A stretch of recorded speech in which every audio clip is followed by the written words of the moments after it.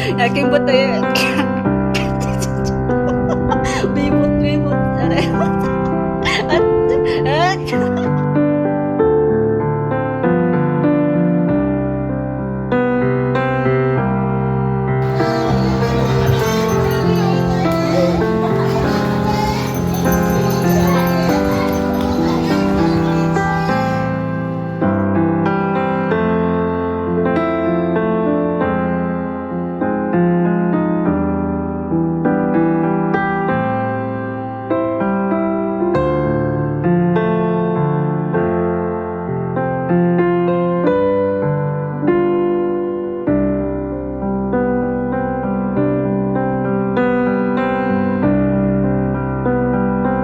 Matthew 15 verse.